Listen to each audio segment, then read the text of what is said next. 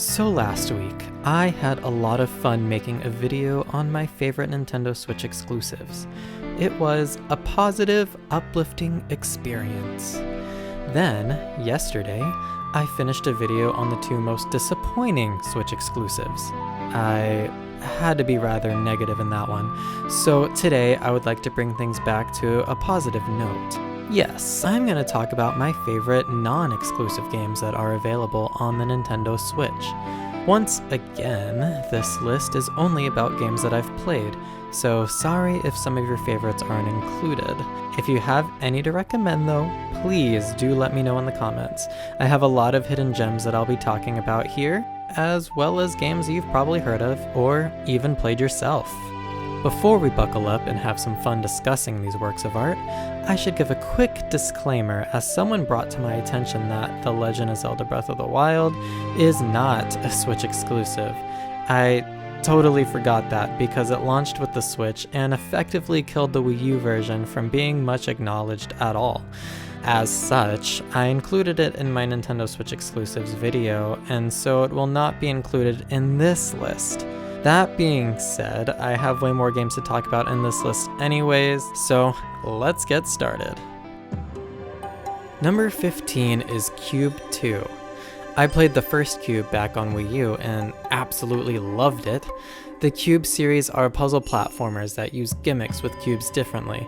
It's hard to explain, but think kind of like Portal. Cube 2 uses its cube functions in different ways than Cube 1 though, and has almost as cool of a story to tell. Sadly, unlike its predecessor, Cube 2 takes quite a while before its puzzles start to have any impact. Of course, once you get there, you're in for the challenges you desire. Number 14 is Kona. I didn't know what to expect really when I started this game, but boy did it grip me fast. Kona thrusts you into a snowy survivalscape with a narrator who humorously describes the happenings with direct contrast to the eerie and mysterious world you're set up to explore. It's a murder mystery with supernatural elements that push you to find out the answers you seek. If it wasn't for the budget very clearly evaporating halfway through development and insanely long load times when getting to different areas of the open world, Kona would have ranked a lot higher on this list. I do hope eventually the dev team behind it can one day finish the second half of the game so it can be on par with its first half. Number 13 is Firewatch. Very similar to Kona, Firewatch shares a lot of mysterious elements in an open world for you to explore in the first person. This time narrated by the player character and a woman whom you've never met that talks to you over the phone. I love the atmosphere this provides. It's unique in that it's humorous yet untrustworthy, as the game progressively makes you second guess who can be trusted. Things take even more of a turn when someone else seems to be around in this supposedly abandoned area. Firewatch's story will definitely take you in and hold you, stringing you along with suspense. Number 12 is Undertale. I'm sure you've all heard of this one. To me, Undertale is at its best when it's not trying to be a game, and it just entertains you with its world and dialogue. The gameplay is challenging though, so that means this game has a little something for many different kinds of players. You can even make the game easier or harder on yourself depending on how you play through the story. Decisions affect future events, even when it comes to who you fight or don't fight. I also love that Undertale shares similar themes to Nier Automata, which is my favorite game of all time. But of course I can't talk about that here, cause it hasn't been ported to the Nintendo Switch yet. Number 11 is Obzu. From the creators of Journey, I feel like Obzu is the story and game they originally wanted to make. Journey had a lot of aquatic-like creatures, but this time we actually are underwater. The controls are satisfying, the game is gorgeous, and the story is beautiful. There are even some genuinely scary moments that I won't spoil. Obzu is an experience I could urge anyone to play. Number 10 is Gone Home. This game is really special to me. Both times I played through it, it just seems to hit this spot inside of me that no other game has hit quite the same way. So you arrive at your house, right? You've come home to your parents and sister, but then you get there, no one is to be found. It's storming outside, and all you can hear is rain and thunder as you waltz into this giant mansion. That's the mood set up from the get-go. Man, with player choice guiding the order of events and you controlling the speed you search around, Gone Home creates one of the most unique storytelling mediums I've ever experienced. Number 9 is Naruto Ultimate Ninja Storm 4. I guess you could also put the Storm trilogy in this slot, but I'm just gonna focus on 4 since it's the most up-to-date of all the Storm games. What can I say? I'm a huge Naruto fan, and the Storm games have always been greatly faithful to the source material. It's hard not to love them for that. Number 8 is Layers of Fear. Perhaps my favorite horror game ever made, a little more so than the Five Nights at Freddy's series and Yearwalk. Layers of Fear did the best job at keeping me on my toes because the game changes with every different decision you make during all of its chapters. I'm still finding new paths to this day and getting frightened shortly thereafter by one thing or another. The unpredictable nature of Layers of Fear makes it the most horrifying game I've played, and I love it for that. Number 7 is Child of Light. I'm actually not one to be much a fan of turn-based combat. The only other game I enjoyed turn-based combat in was Tokyo Mirage Sessions Sharp FE, which is also a pretty great game, so let me take the time now to give it an honorable mention. Child of Light makes turn-based combat so enjoyable by adding the real-time mechanic of light, and a sliding timeline of the order of events that you can manipulate with that limited light. Different, but fun. On top of that, this game is gorgeous, as I'm sure you can see. The music is also exquisitely beautiful. If you like RPGs, even a little bit, definitely pick this one up. Number 6 is A Short Hike. It really is a short hike, but it's one that leaves a big, lasting impression. A Short Hike is the breath of the wild of indie games. It's the shining beacon of what an adventure game should strive for in terms of fluidity and control. I reviewed A Short Hike on my channel and gave it a 10 out of 10. I explain why it's so good very clearly in that video, so I highly recommend you watch it if you're not already convinced on getting it. Number 5 is AI, the Somnium Files. I'll be honest, I didn't know how big or impactful this game was going to end up being for me. I didn't know how to feel about it at first, but about 5 hours in, I was starting to get hooked. Eventually, it got to the point where I had to try and stop myself from completing it too fast because I never wanted it to end. I'm thankful it ended up being around 35 hours long, which is a pretty satisfying length. I would describe AI as a dark detective game, so if something like that even remotely sounds appealing to you, definitely give this game a go. It's one of my favorite games and definitely one of the most unique.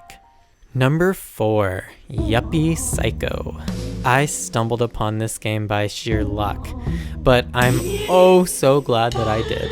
Yuppie Psycho is a horror game that takes place in the setting of an office building. It's a crazy contrast that works so well with its themes and story. I absolutely adore Yuppie Psycho. It's not a jump scare kind of horror. It's the kind that someone who's not into horror would still get deep into, sheerly based on the story, setting, and lore. The gameplay is super fun, the characters are hilarious and lovable, the world is mysterious, and each floor of the building begs to be explored. Give this game a play when you get the chance. Number 3 is the Phoenix Wright Ace Attorney trilogy. Man, Phoenix Wright.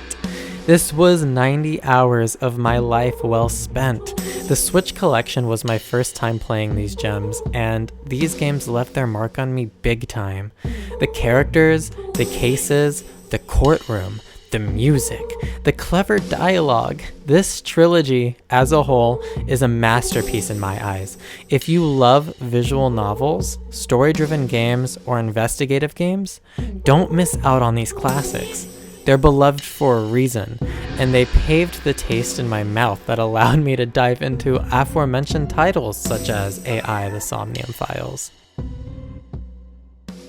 Now, This is the hard part. Deciding which of these next few games should go in the number 1 spot or the number 2 spot. Both of these games I've sunk hundreds of hours into. Both of these games I've bought on at least 3 different systems because I love them that much. And both of these games are developed by the same people, albeit under different studio names, as one was founded later on by the members of the first. Alright, I've decided. First, in the number 2 spot, I'm going to talk about Okami. The absolute most preciously divine gem of a game ever created, Okami is strikingly gorgeous, filled with grand adventure and lovable characters to leave lasting imprints on you for generations.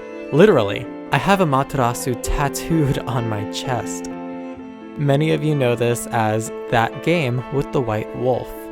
You've probably seen it on store shelves or on eShops for any consoles you have. You've always said to yourself, oh, it looks cool, kinda like Zelda. Well, you'd be right, except at the same time you're also doing this game a huge disservice.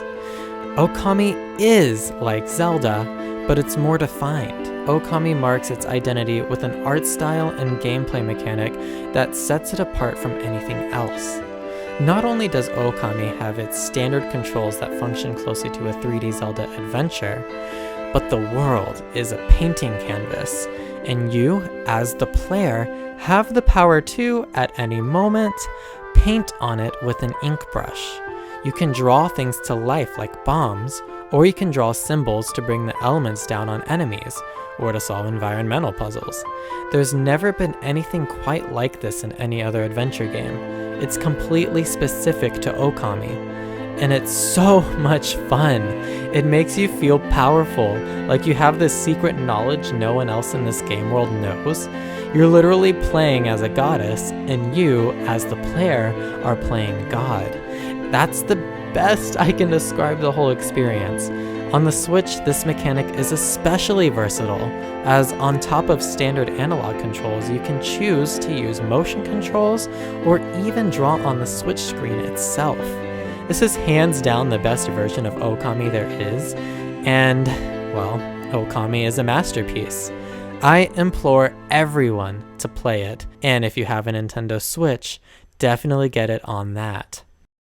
Speaking of playing God though, the number 1 game on my list is the Bayonetta 1 and 2 collection.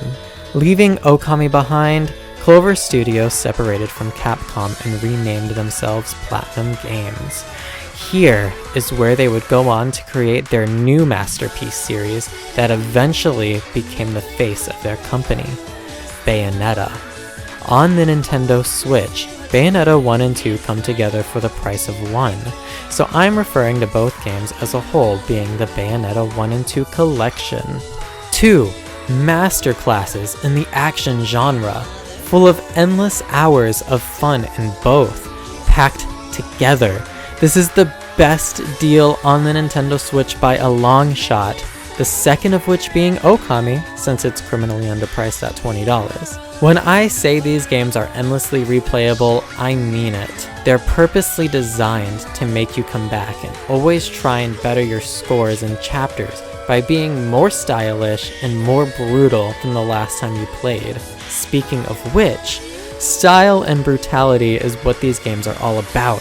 Bayonetta is a powerful witch strong enough to make the gods weep, which she does, by the way.